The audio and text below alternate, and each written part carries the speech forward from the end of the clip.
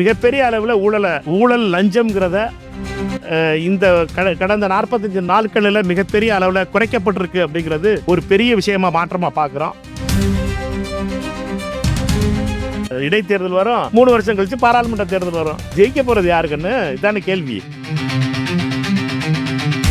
ஆட்சியில் இருக்க கட்சி ஆயிருது. இந்த கட்சி என்ன ஆட்சியில் வெளியில இருந்து கைதட்டிக்கிட்டு இருக்க கட்சி கிடையாது. இப்ப தோத்துட்டோம்னாவே இப்படித்தான் பேசுவோம் நம்ம. அதனால என்னன்னா அது ஒரு சிண்ட்ரோம். அந்த சிண்ட்ரத்தை நீங்க தயவுசெய்து அதுக்கு குறையா பார்க்காதீங்க. காங்கிரஸை பத்தி சொன்னீங்கன்னா நீங்க எழுதுங்க, திருப்பி அடிப்போம். சரியா? காங்கிரஸை பத்தி பேசாத வரைக்கும் நான் அதை பத்தி பேச போறதில்ல.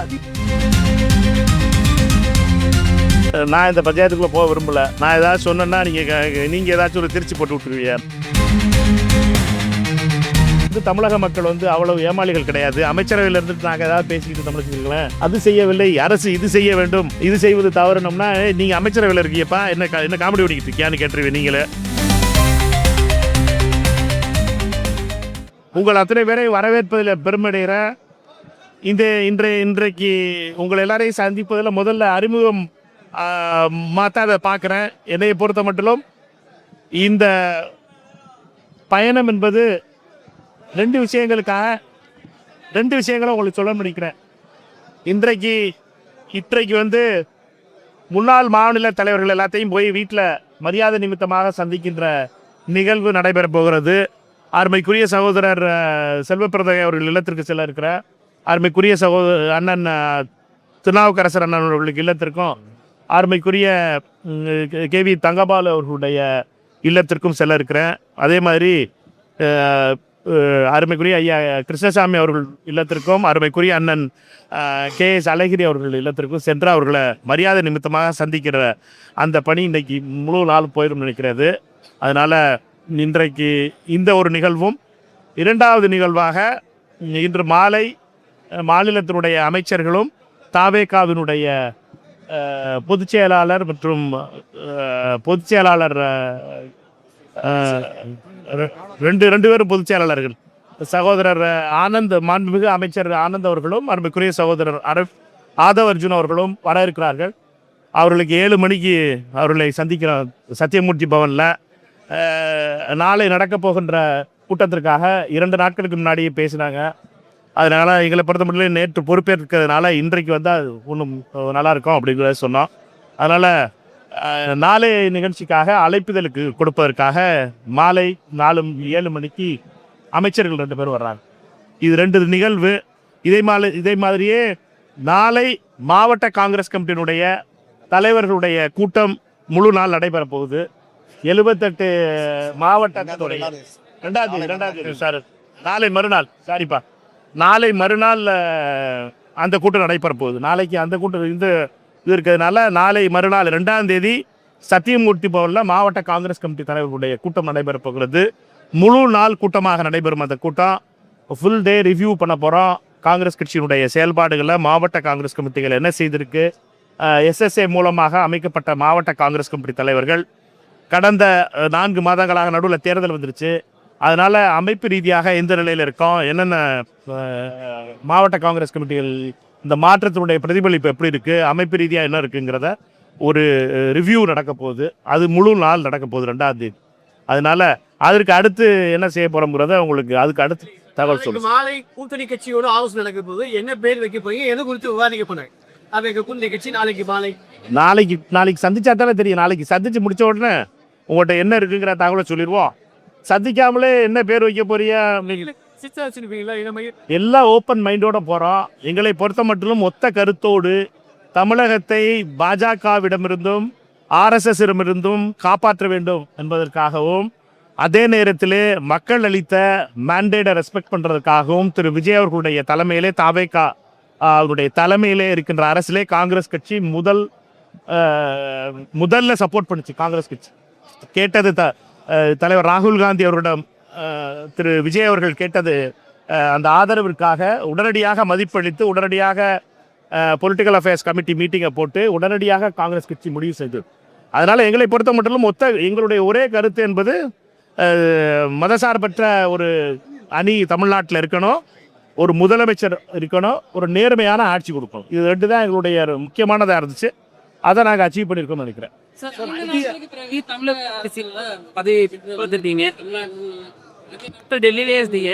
இப்போ வந்து தமிழக எது பண்ற பாட்டுங்க எப்படி வாங்க? நான் நேற்று பேசின மாதிரி தான், காங்கிரஸ் கட்சியை பொறுத்த மட்டும் 141 வருஷ கட்சி. அதனால் இது வந்து ஒரு ரிலே ரேஸ் மாதிரி தான். அந்த ரிலே ரேஸில் வந்து என்னட்டா எங்கே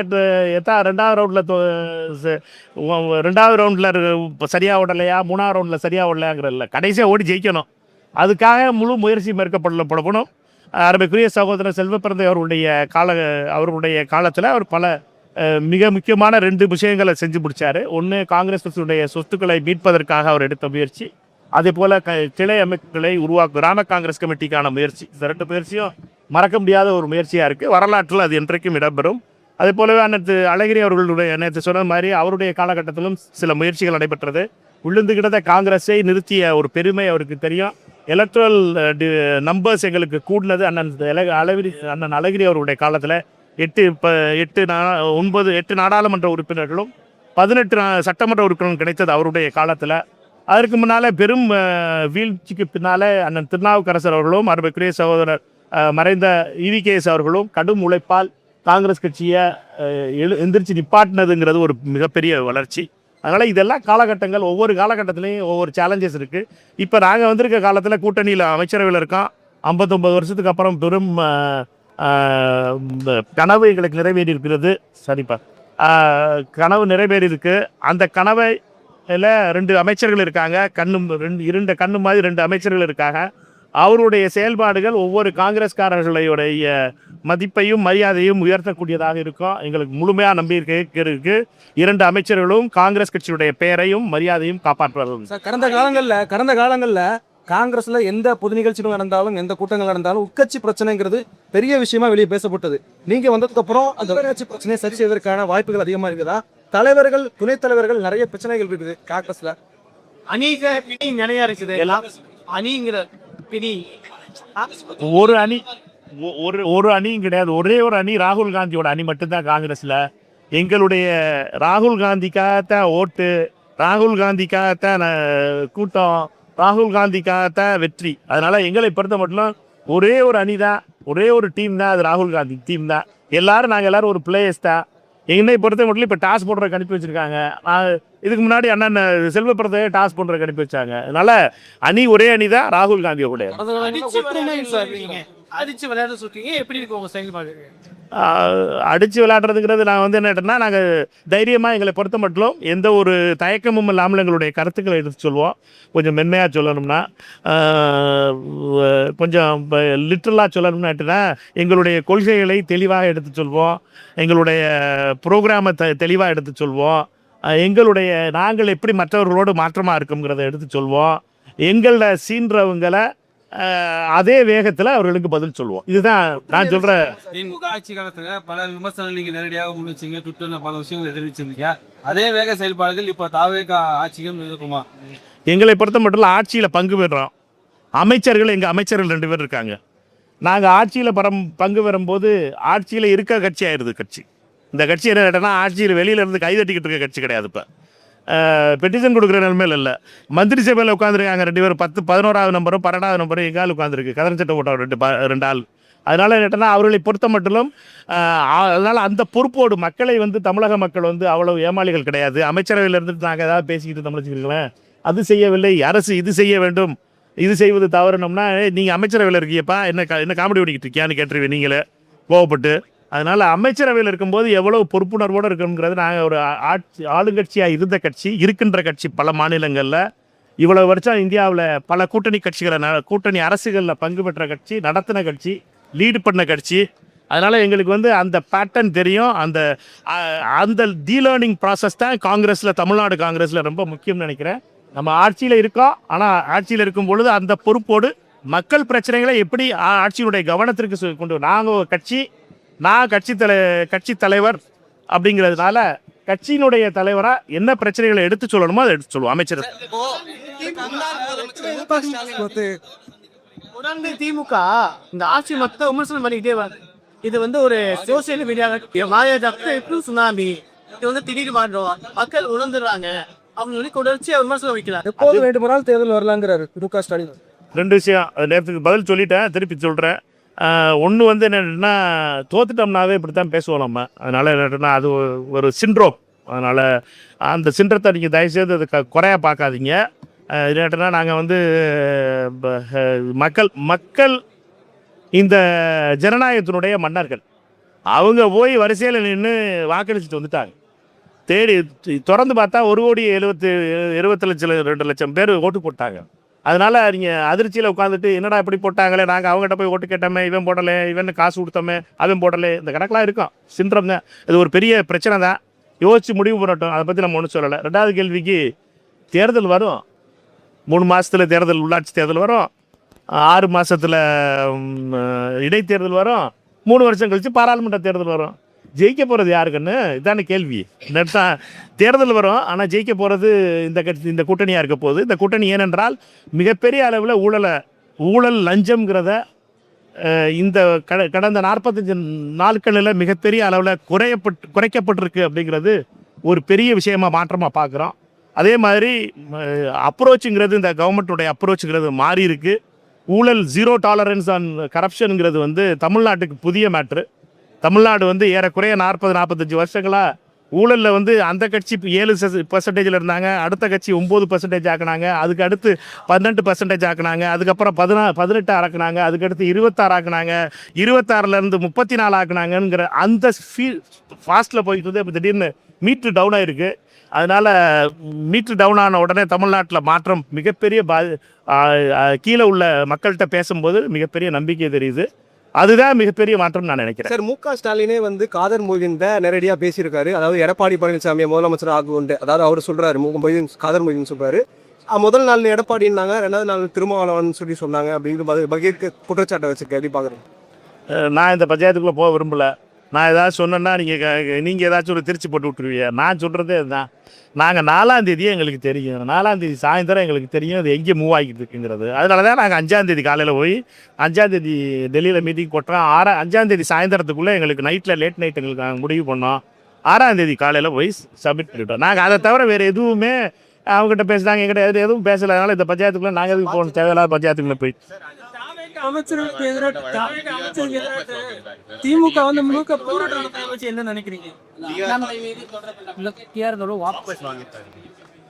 அது நம்ம எதுவும் சொல்லோம்னா நீங்கள் ஏதாச்சும் திருச்சி போட்டு விட்டுருவிய.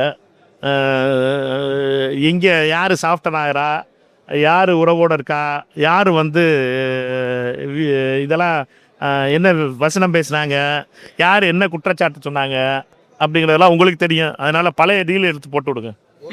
தாவேக அமைச்சரை கண்டிச்சு நேசு தமிழ்நாடு முழுக்க திமுக போராட்டம் நடத்திருக்கிறாங்க. அந்த போராட்டத்தை பத்தி நீங்க என்ன மக்கள் பார்த்தாங்களா? அவங்களா பண்ணிக்கிட்டாங்க. கட்சியை உத்வேகமா வச்சுக்கணும்ல. ஒவ்வொரு கட்சியும் ஒவ்வொரு பிரச்சனை எடுத்திருக்கு. போராட்டம் எதுக்காக? அமைச்சரவையில் இருந்து ஒரு நீக்கணுங்கிற ஒரு கேஸ்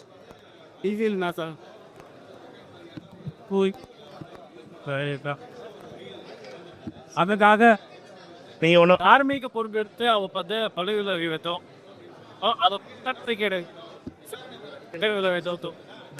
தார்மீகம் அதெல்லாம் பற்றி யார் கேட்குறதுங்கிறதுக்கு ஒரு தார்மீக உரிமை இருக்க கட்சி பேசிச்சு தான் நியாயமாக இருக்கும். தார்மீகத்துக்கு நம்மளுக்கு கிலோமீட்டர் தூரம் இருக்கும்போது நம்ம வந்து தார்மீகத்தை பற்றி பேசிக்கிட்டு இருக்குங்கிறது எந்த விதத்தில் நியாயம்? சரியா? ரைட்டு, மகிழ்ச்சி, நல்ல சந்தோஷம். நாளை பேசுங்க. பற்றி தொடர்ந்து வந்துட்டே இருக்கு. சண்முகம் அவர்கள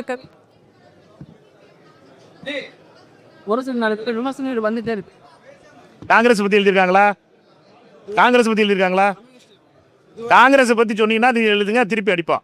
சரியா? காங்கிரஸை பற்றி பேசாத வரைக்கும் நான் அதை பற்றி பேச போனதில்லை. எப்போ பண்ணுறாங்க?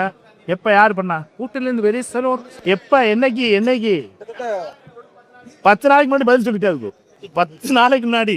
இன்னைக்கு பண்ணாங்கன்னா சொல்லுங்க, அதை பற்றி நான் சொல்கிறேன் ரெடி. இடதுசாரி சகோதரர்களுக்கு நான் வக்காலத்து வாங்க வேண்டியதில்லை. அவர்களை பொறுத்த மட்டும் அவர்களுக்கு அண்ணன் தோழர் சண்முகம் இருக்காரு, அவர் விரங்கி அடிப்பார். இப்போ இன்னைக்கு சாயந்தரமே உங்களுக்கு முரசொலிக்கு பதில் வந்துடும் அவர்கிட்ட. அதனால ஒன்றும் கவலை இல்லை. இடைத்தேர்தலில் காங்கிரஸோட நிலைப்பாடு என்ன? இடைத்தேர்தல் முதல்ல அறிவிக்கட்டும்பா. இடைத்தேர்தல் அறிவிக்கட்டும். எப்போ தேர்தல் கமிஷன் அறிவிக்க போகுதுன்னே தெரியல. அதுக்கு முன்னாடி நம்ம பாட்டுக்கு அதை பற்றி பேசலாமா? நியாயம் இல்லை. அறிவிக்கட்டும், இடைத்தேர்தல் அறிவிக்கட்டும். அதிமுக திமுக இணைந்து பொது வேட்பாளர் சீமான் அவங்க சொல்லுவோம். இதெல்லாம் யூகங்களுக்கு பதில் சொல்ல முடியாது. அறிவிச்ச உடனே சொல்லுவோம். யார் அண்டர் கிரவுண்டு கூட்டணி வெளியில் வந்துருச்சாங்கிறத பார்ப்போம். அதனால நீங்கள் இதெல்லாம் யூகங்களுக்கு பதில் சொல்லாமல் நியாயமாக இருக்காது.